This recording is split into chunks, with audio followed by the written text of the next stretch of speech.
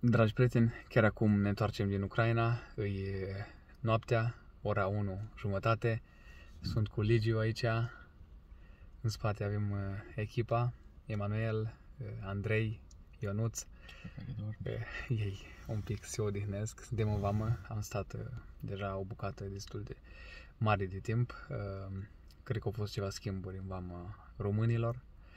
Da, o să ajungem într-o oră cu ajutorul Domnului acasă. Slavă Domnului pentru lucrarea care a fost în misiunea asta în Ucraina.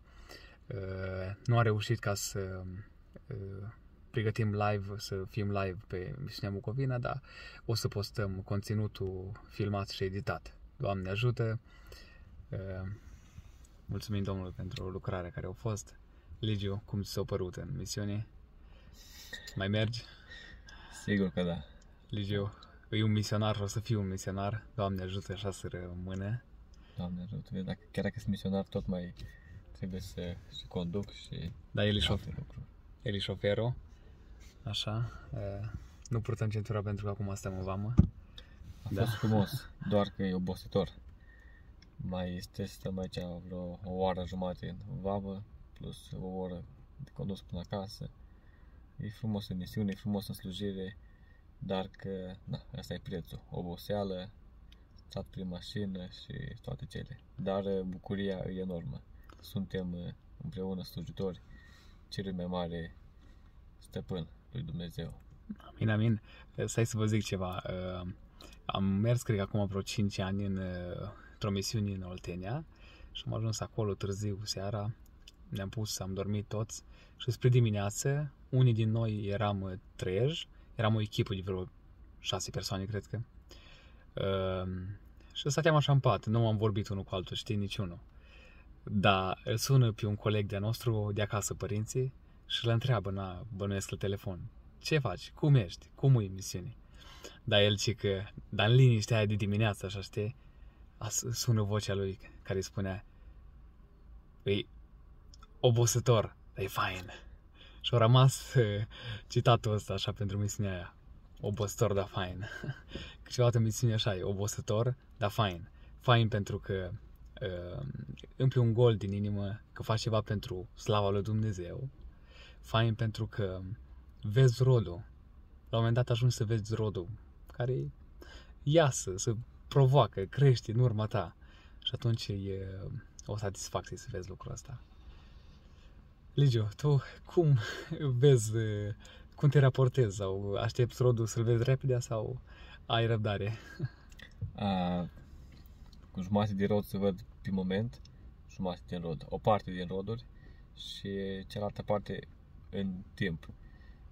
Gen, seara asta am văzut bucuria bisericii care ne-a primit, oamenii care la urmă am povestit cu ei și ne-au mulțumit că am venit la ei. Am văzut bucuria de pe fețele lor, predicile noastre care le-am avut în biserică și cum Dumnezeu s-a folosit de noi și oamenii prin faptul cum ne-au primit, prin faptul cum Dumnezeu a lucrat.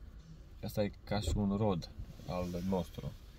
Nu neapărat trebuie să ai un rod, să mergi, să predici cuiva și să se pocăiască și să spui gata, am avut un rod. Până la urmă, Biblia spune că întotdeauna cuvântul e semănat, când e semănat, nu o să lipsească rodul. Știi, aruncă spâinea pe api și o vei culege, adică spui și semeni și cândva o să culegi rodul. Niciodată nu o să culegi rodul când semeni, nu? Primăvara să pune sămânța în pământ. Toamna. Uite, Andrei s-a trezit și spune că toamna el culege. Toamna să seamănă. De exemplu, acum e perioada când culegem cartofii, da? Cartofile. Barabulile. Yeah. Avem aici vicoveni.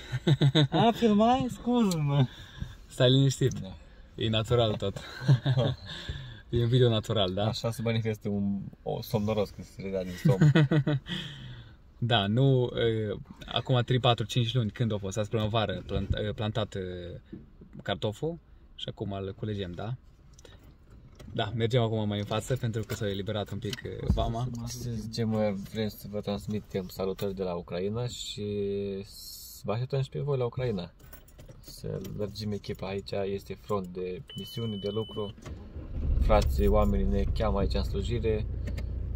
Suntem o echipă, nu zic că nu, dar mai avem nevoie de voluntari, mai avem de oameni devotați care să vină cu noi, nu ca spectatori, ca slujitori.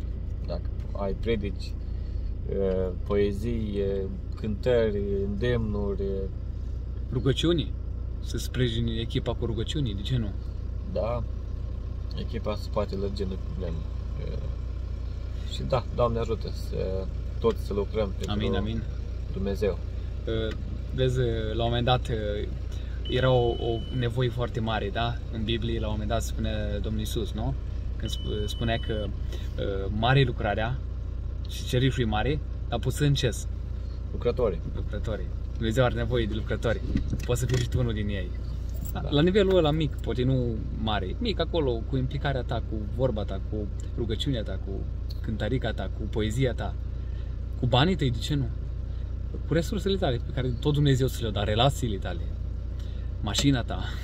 Da, mulțumim lui Valentin, trebuie să spunem și asta, numai decât Valentin ne-a împrumutat mașina asta pentru ca să putem veni aici în Ucraina. Da, Domnul să-l binecuvântează pe Valentin. Vali, merge foarte bine mașina ta.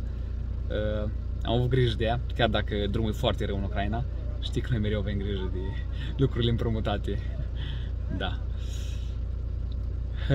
Noi aici închidem videoclipul. Fiți mult binecuvântat.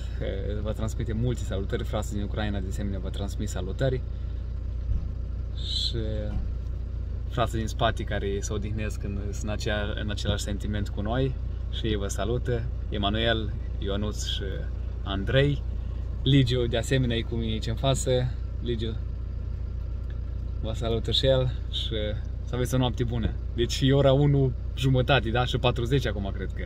Voi toți dormiți acum, 100%. Dar o să fie postat mâine, poi mâine. Atunci o să fiți treji. Da. Vă salutăm cu har și pace și Dumnezeu să vă binecuvânteze pe toți. Har și pace.